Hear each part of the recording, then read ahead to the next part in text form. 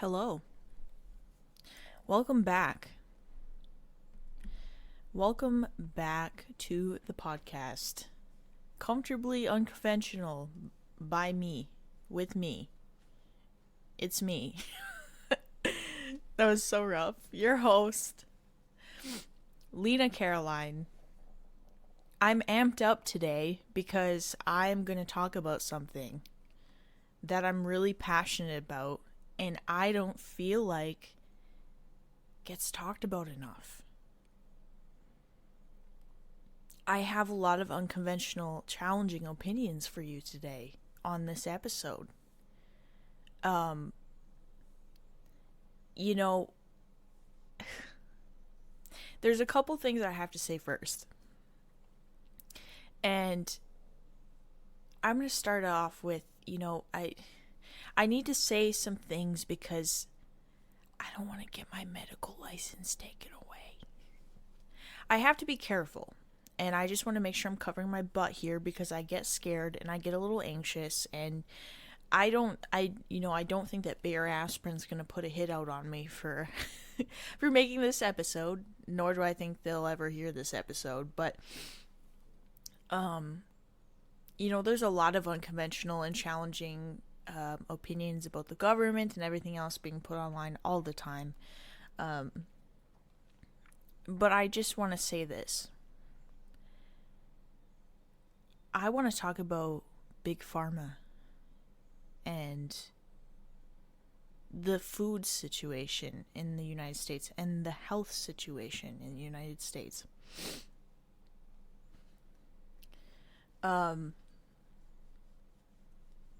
And I just kind of want to talk about what I've learned and what I see, because I've been in two very opposing sides of things.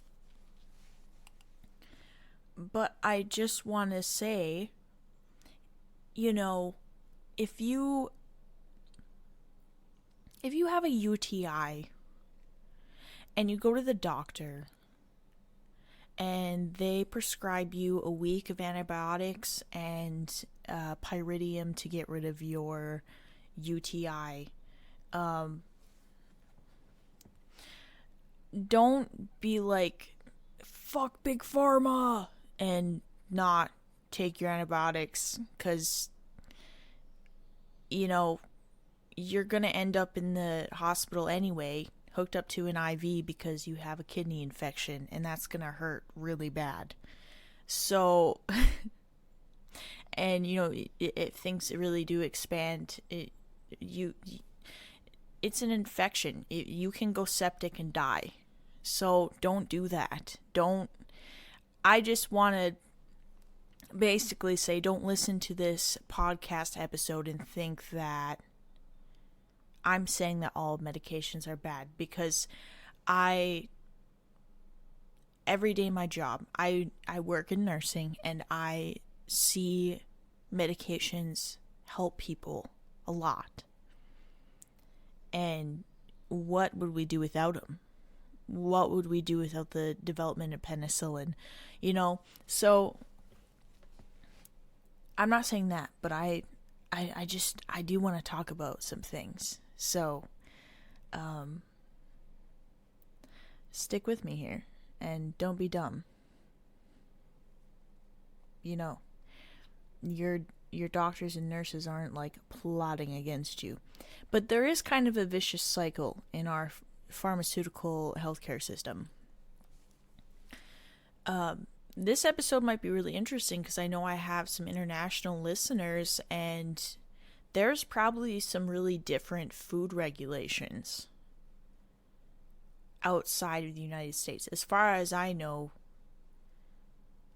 the United States allows for hundreds of food additives, sugar replacements, things like that have proven through scientific research, backed scientific research in Europe, for example, to cause neurological issues, to cause you know, to be carcinogenic, to worsen the symptoms of ADHD. So I wanted to talk about this. This is like really interesting to me because I grew up on a farm. On a farm, and my mom was very aware of all this stuff a very long time ago. I was very, very fortunate to grow up in the environment that I did as far as like food goes, because we did things very, very unconventionally. Right? So we had our own like cattle, pigs, sheep, chickens, turkeys. We butchered all our own meat. Kind of the cool thing about living on a farm too is that if you don't want to do everything yourself, and you really want to make sure that things are done right.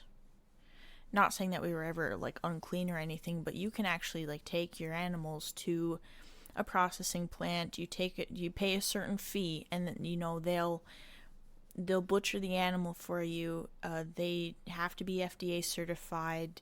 They hang the meat for you for so many days to kind of like improve the meat quality.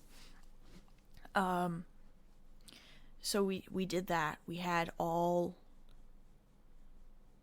no antibiotics in our meat for certain. We had a controlled diet for those animals, so we knew exactly what was going into them.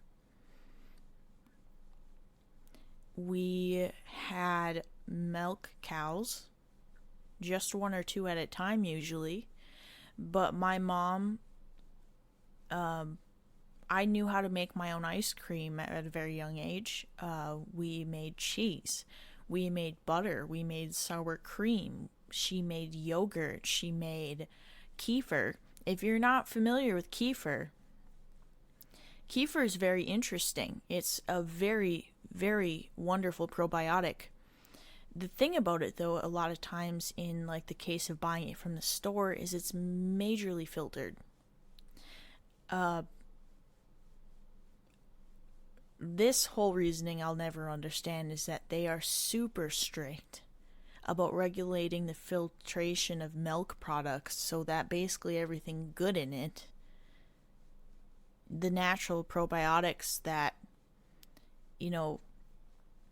improve your gut, and the live good bacteria in milk products like kefir and yogurt that live in your gut and help your gut health, gets filtered out a lot of the times when you buy from the store. So my mom would actually bought the I forgot what they're called, but you like buy the bacteria and it's alive, and you have to like keep it in the freezer so it doesn't die, and then you like make kefir out of it. Yeah, she went there. She also had a huge garden, canned her own vegetables, canned her own jams and jellies, canned all of her own tomato and pasta sauces. She made her own bread and buns sometimes. I grew up in a situation that a lot of the food that I consumed was not just homemade, home cooked, but like literally from our farm.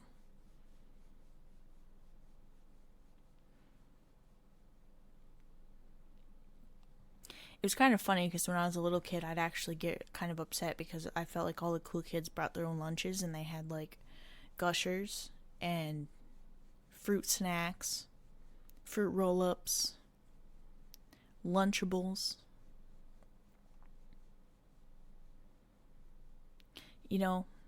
It wasn't until I was a little older that I actually tried a Lunchable, and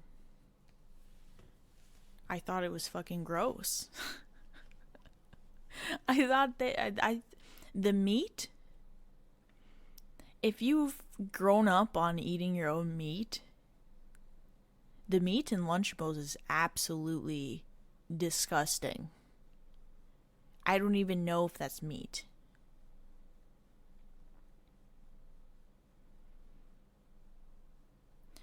Yeah. I believe Gushers, for example, have dyes like blue 40 and like the orange dye is terrible. Direct links with causing, I believe, don't quote me on this, but I'm pretty sure at least worsening symptoms of ADHD and some neurological issues. Neurological breakdown. I want to double check on this.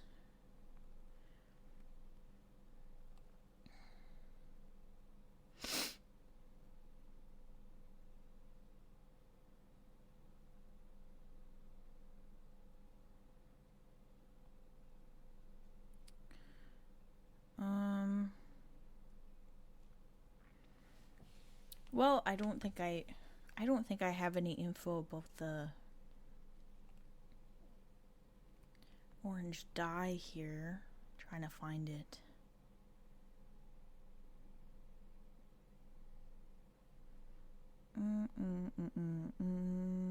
I maybe should have had this like a little bit prepared, so I'm sorry.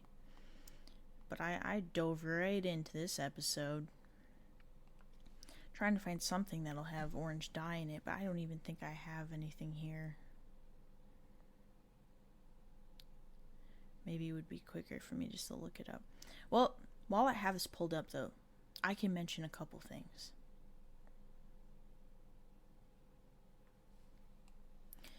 A really common preservative in our food is called, I'm going to butcher these names by the way.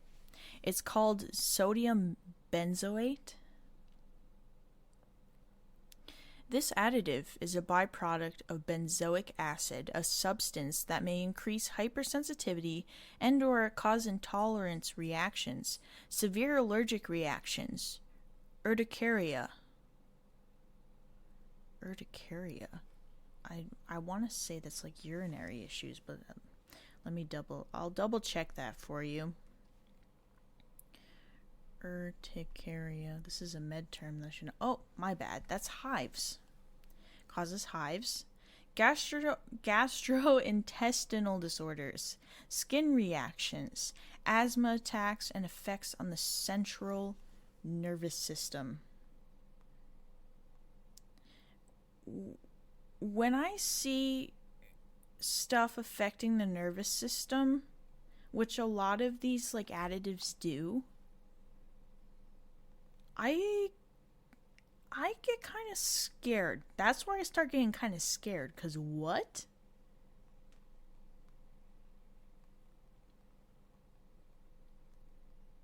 It affects the central nervous system. Your body's processing center. Your central nervous system, if I'm not incorrect here, is responsible for awareness, movement, thinking, speech, and the five senses: seeing, hearing, feeling, tasting, and smelling.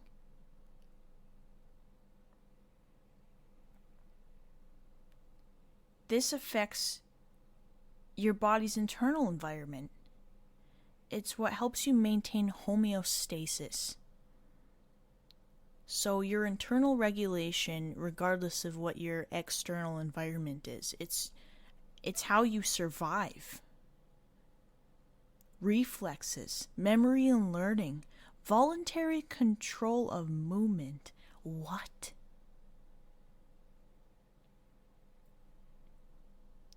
So imagine we consume this is one ingredient, one additive our entire lives.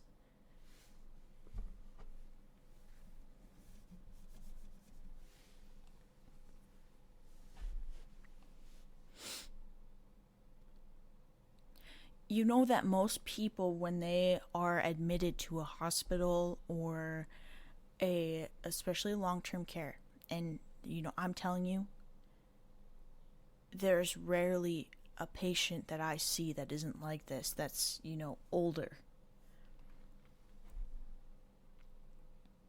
I have seen patients with as many as 50 diagnoses. 50. Excuse me. Congestive heart failure, arthritis, heart disease, diabetes,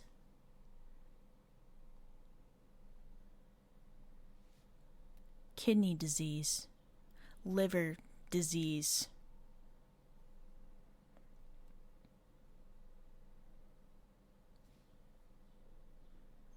It starts to have you sit back and beg the question, are these ingredients directly affecting our health?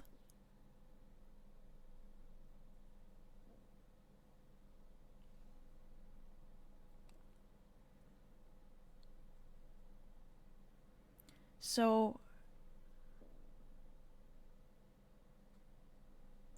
this one's interesting. Sugar replacements. Now, a lot of times you end up consuming sweeteners for different reasons. Maybe you're diabetic. Maybe you're trying to cut out sugar from your diet. And you go into the store, and a lot of these different products will say sugar-free. It's promoted as a wonderful good thing. Then I started researching artificial sweeteners and what they do. You're kind of screwed. You're almost better off consuming the sugar in a way, because here's one. This isn't one I'm super familiar with. I can't say I've seen it a lot. But I don't read every list of a million ingredients on everything I buy. But okay, I'm going to try my best here. Asulfame K. Asulfame, that might be what it is. Acesulfame, potassium, is an intense artificial sweetener. Intense sweeteners may promote metabolic disorders.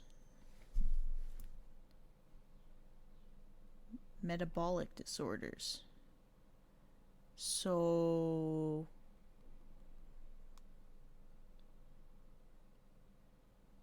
your body's natural metabolism, it gets disturbed by this product.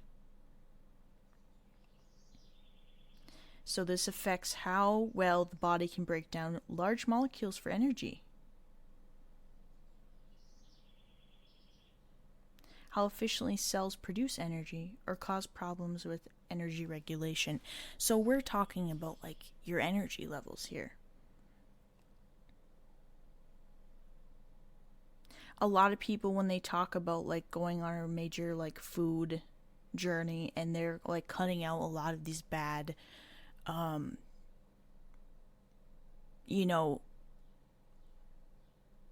ingredients.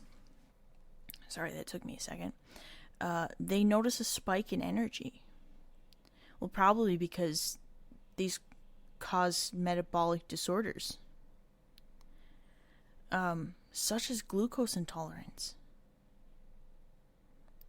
So hold on a second. You're telling me that there were studies done, and they found that this sweetener, this sugar replacement, actually causes a glucose intolerance?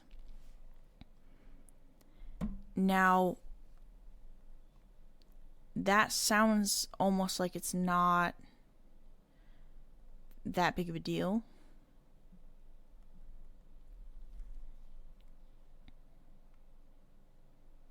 But when you have a glucose intolerance, you end up with high blood sugar. Interesting. So, you're telling me that this sweetener, this sugar replacement, literally causes diabetes. So yes, quite literally, you'd be better off just consuming straight sugar because, yeah.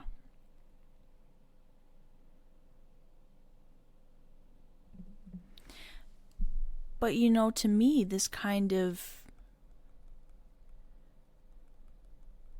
makes sense. Because if you were a big pharmaceutical company, what do you think that one of the big money makers is? Diabetes. It's manageable. Doesn't always kill everyone right off the bat. And they need, or are convinced they need, not always, they need to buy insulin. If you aren't diabetic, or you don't have maybe close relatives are diabetic, insulin is insanely expensive. It is so expensive.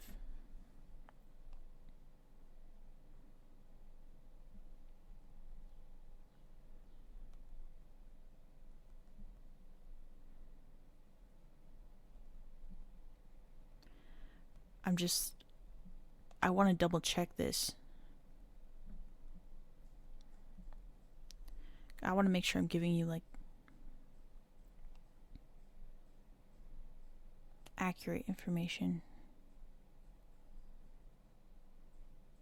So the price for one vial of insulin in the US was about $100.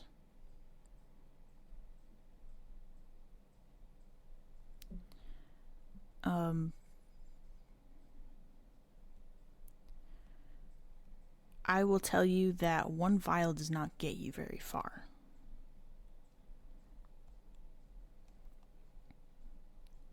One vial is about 100 units. Depending on how high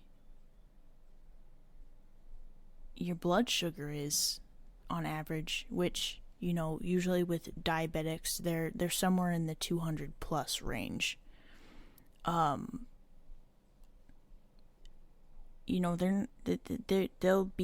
They'll be through 100 units in about 3 uses.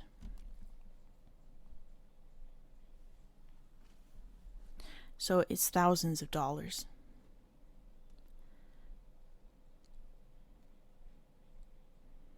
Diabetes in the United States affects 14% of the U.S. adult population. That was in 2022. In 2019, it was 11.3%. At 11.3% of adult Americans, that's about 37.3 million people.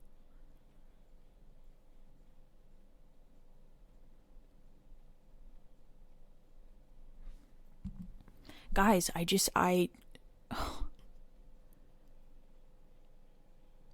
you could just go down the rabbit hole here forever. I mean, I think about this stuff all the time at work. I found out I got a number the other day, and it was at a class I had to take, and I found out that at this company that I work for, our average patient, this is average, is 250 to 300 pounds. Our average patient.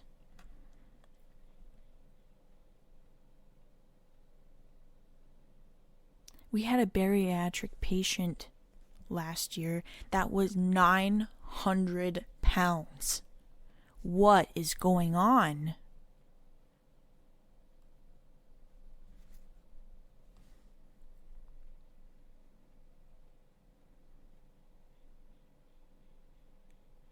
In addition to acesulfame K causing metabolic disorders such as glucose intolerance, they have no effect on weight control.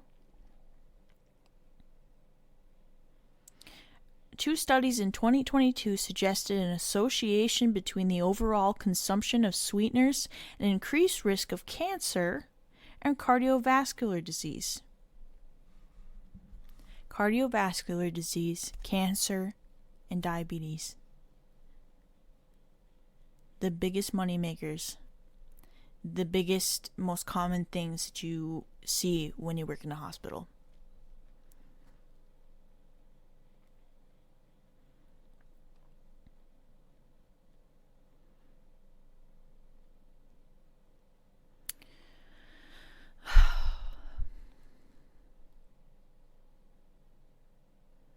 And this is just, it's heartbreaking because at the end of the day, this is happening because the society we're living in is no longer about health. It's no longer about the American dream. It's no longer about the people. It's about the almighty dollar.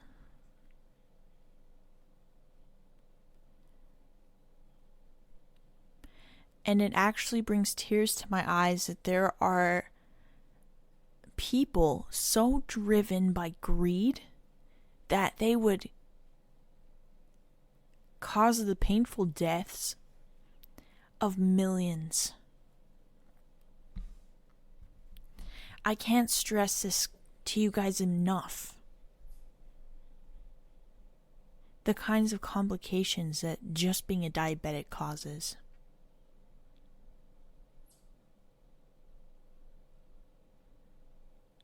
Did you know that when you're diabetic and the levels of sugar rise in your blood, and they are high most of the time,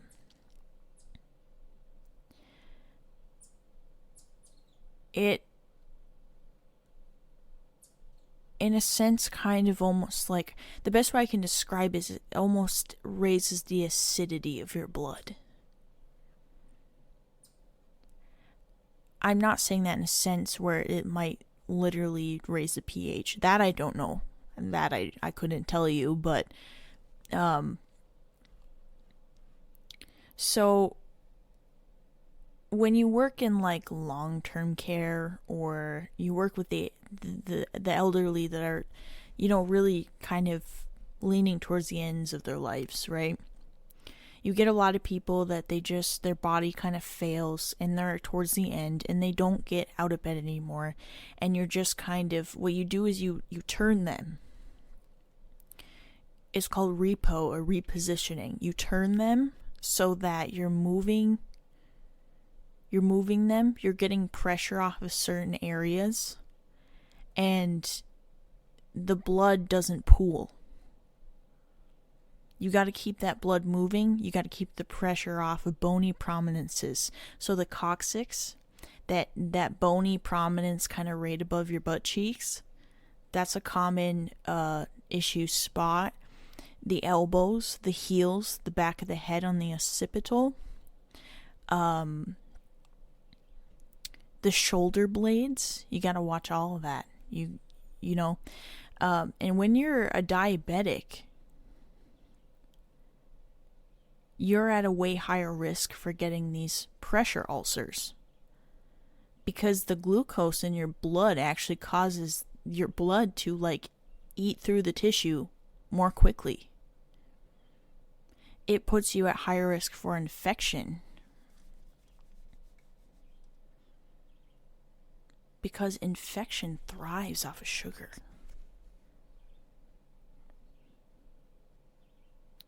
Bacteria thrives off sugar.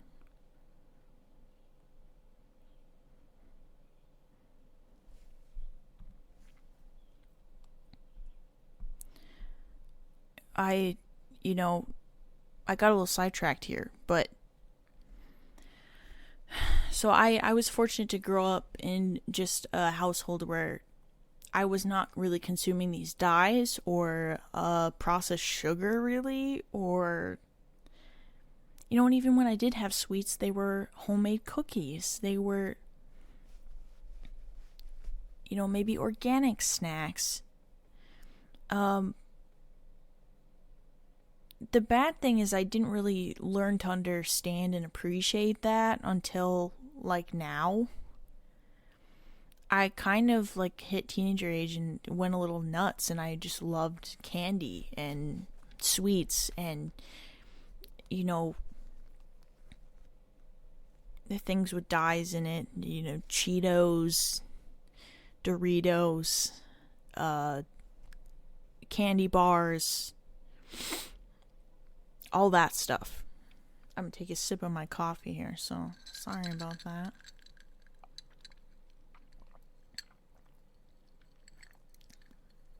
I've been brewing my own cold brew, and best decision of my life, by the way. But, yeah, my mom started doing that because she started doing research, and at this time,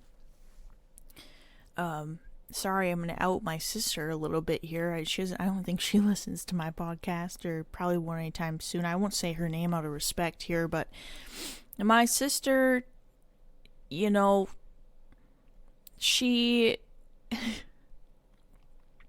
They knew that my sister had ADHD, OCD, and anxiety from a very young age. And, the first thing that they kind of wanted to do at that time, and, my sister's 30 years old, so this was a while ago. This was over 20 years ago. They wanted to throw her on some serious meds at a very young age. And my mom was kind of viewed as maybe a little crazy, a little nutty about stuff, and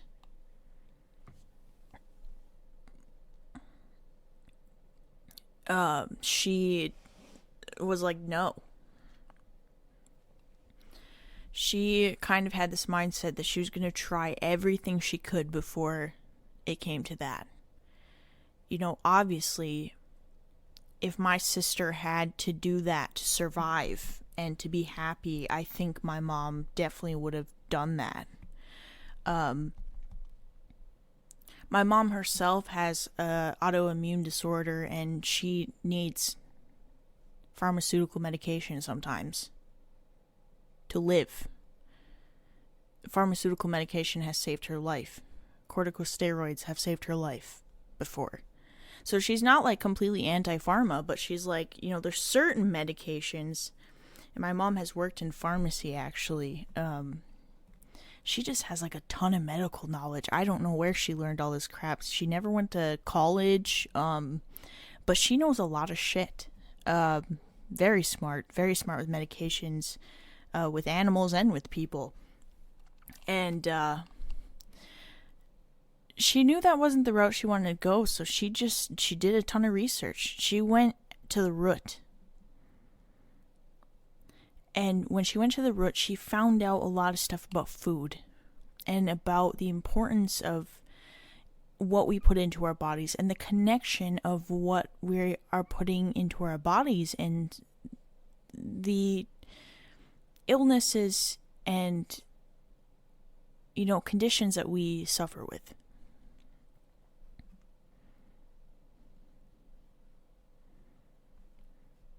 My grandpa, rest in peace, Grandpa, I miss you. He was an awful smoker, and that's what took him out in the end. But he was also a diabetic, a type 2 diabetic, little different. And he was kind of overweight, and he had a lot of ice cream. Ice cream and beer were his absolute favorites, and he had a sort of ritual where every night he'd have a big bowl of ice cream and so many beers. Ice cream every day is a lot. It's a lot. Especially, he's probably putting chocolate syrup on there and all kinds of crap that's probably really bad for him.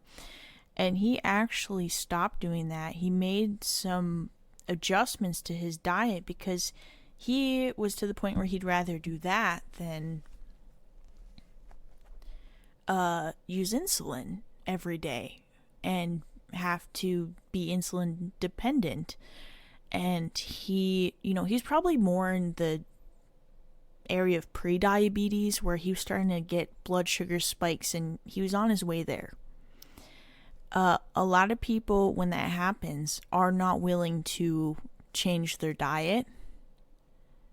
They don't want to make changes, and they just kind of sail right into being a diabetic.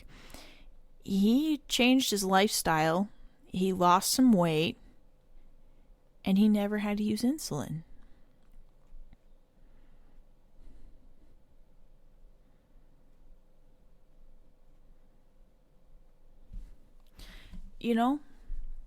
I had a grandma who was very opposite. She had very poor self-control when it came to sweets and sugars, and she ate it probably way more than she should have been, and yeah, she struggled with diabetes, as she still does.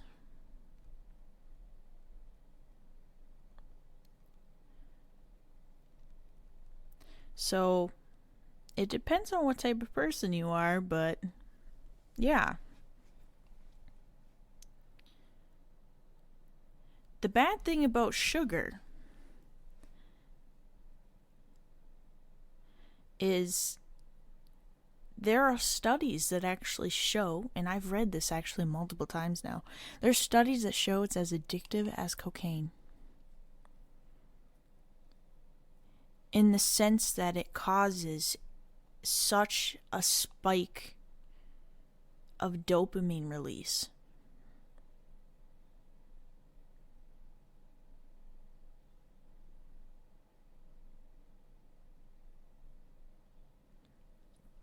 There's an actual neurochemical change in the brain when you overeat sugar that's similar to what is seen with addiction to drugs like alcohol or morphine.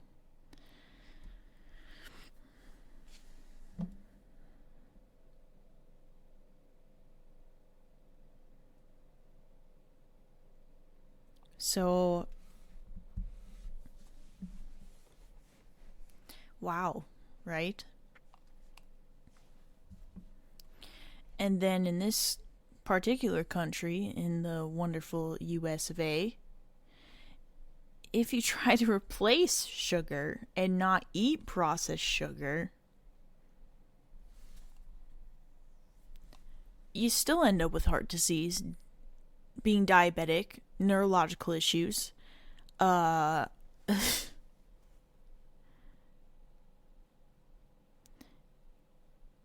Sucralose is a sweetener that is in a lot of stuff. Number of studies suggest an adverse impact of sucralose on blood glucose levels, insulin sensitivity, and the amount of food consumed. In addition, two INSERM studies in 2022 suggested an association between the overall consumption of sweeteners and an increased risk of cancer and cardiovascular disease. If you're interested in what I'm talking about, this isn't sponsored. I wish. Hey, Yuka, if you want to sponsor me, here I am. But, it's a wonderful app, and you scan it. It's an app you download on your phone, and you can scan barcodes of just about any food product or skin product or anything, and it'll tell you all the ingredients, and it'll tell you if they're okay. You'll get a green dot, no risk involved in consuming it. You'll get a yellow for limited risk. You'll get orange for moderate risk. And you get red for hazardous. It is literally hazardous for you to consume. It'll give it a score out of 100. And then you can go and click on all the products, and it'll give you a rundown of what it is, studies that were done, and up-to-date studies, mind you, of the particular additive or ingredient, what was found. There's links to learn more about it, and they link all the scientific studies and resources. They source everything.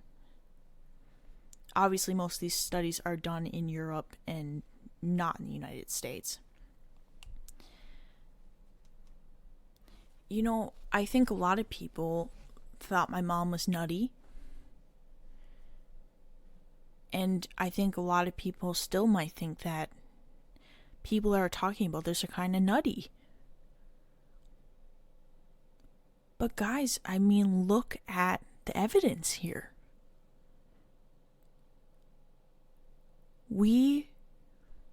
For the example of what we just looked into, being a diabetic. You're a diabetic in this country. You can't have sugar anymore. So you replace it with sweeteners. You buy stuff that's sugar-free. Well, guess what? The sweeteners also cause diabetes, as well as cardiovascular disease and cancer.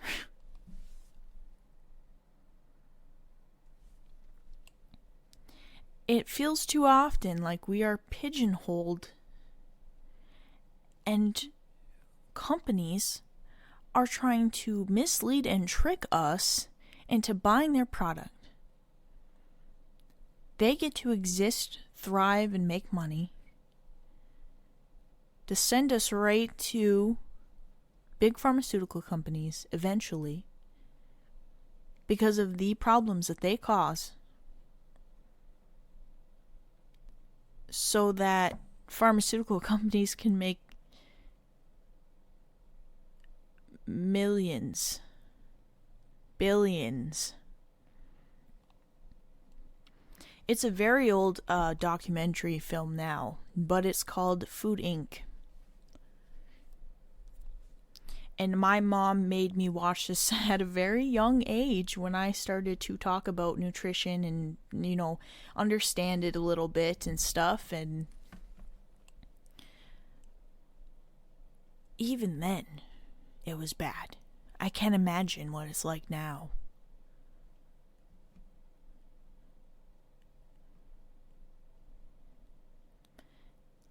Reading about this stuff, researching this stuff, learning about it, seeing the effects of it in the hospital where I work.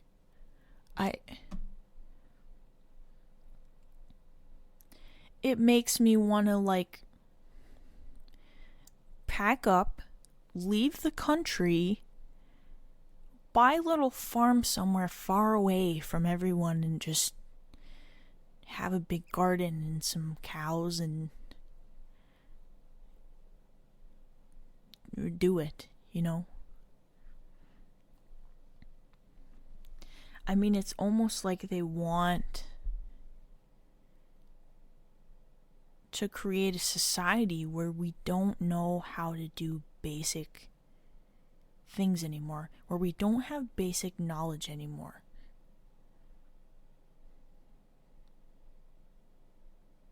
How many people know how to skin an animal? I don't want to be offensive here, because I know some people are probably maybe not for eating meat. I do have my personal opinions about that, but that's okay. You might not want to listen to this segment. But maybe I could use a different example. How many people in our country, if they got lost in the woods, would know how to identify edible plants to survive? would know maybe how to kill bacteria in water before drinking it, would know how to start a fire, would know how to use the sun to, or the stars, to know your direction.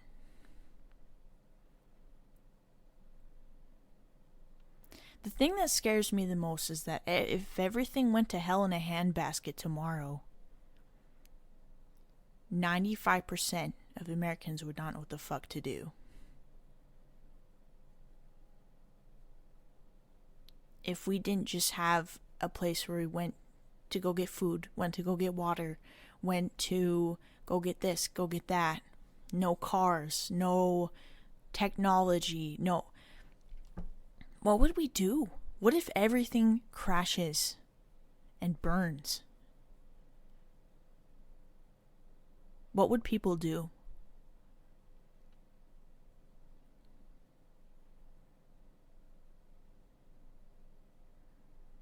You know? It's something I think about a lot. That maybe... It's something me and my boyfriend actually talk about a lot, where we're like, we... from an evolutionary standpoint, we're not meant to do what we're doing now.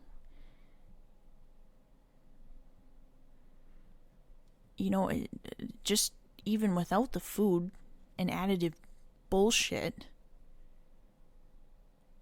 are our bodies really functioning the way they're supposed to? That they were meant to? Is that why people are unhealthy as well?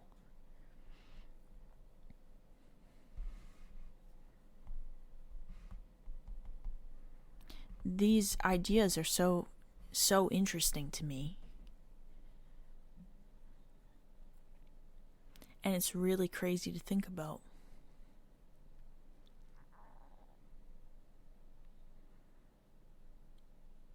Lately, I've been spending a lot of time actually learning about plant medicine, and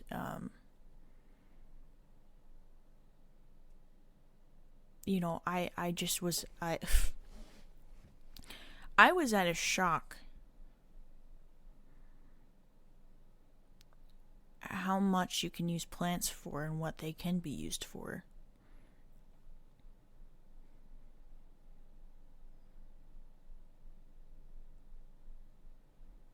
You can take plants to maybe lower a fever or lower inflammation. Maybe instead of just taking, popping some acetaminophen, an NSAID, which causes, if you take it for so long, it can cause some real issues for your liver.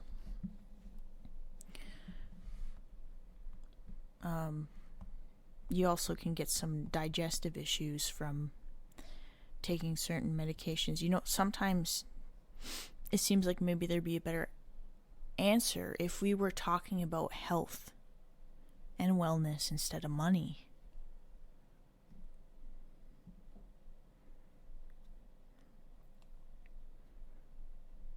Is this another reason why in the healthcare field right now we're just seeing resignations left and right? People leaving. Obviously, it's because of, post-COVID and overworking and stuff like that, too. But I have heard people talk about and complain. I've heard whispers of how some of these employees are tired of money driving everything.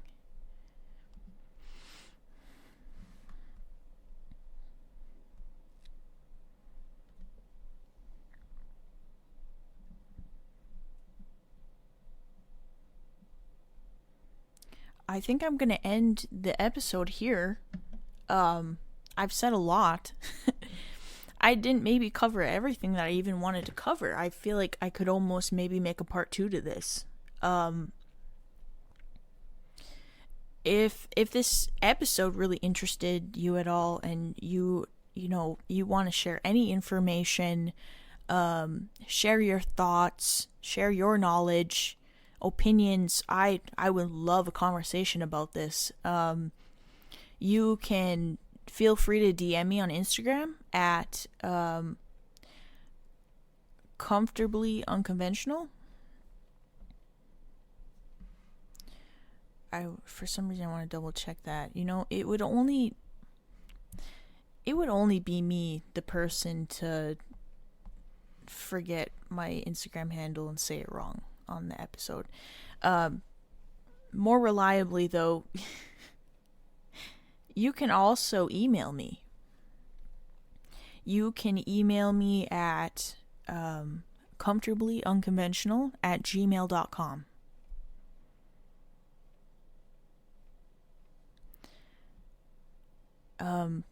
I know maybe this episode was a little out there for some of my listeners, and I get it. But I think this is something more people need to be aware of, and more people need to be talking about this. And I'm kind of tired of us putting so much energy into media and distraction when something like this is over all of our heads as Americans. I mean, talking about not having right to your bodily autonomy. I don't want to get into that too much because obviously women are really suffering for a lot of reasons right now too, but do any of us have bodily autonomy?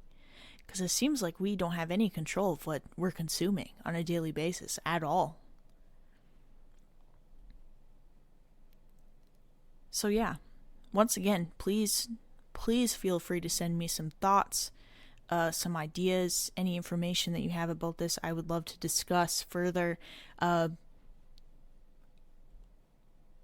might be talking about this more in the future, so let me know what you think. I hope you enjoyed. Thank you for listening, and I will see you next time.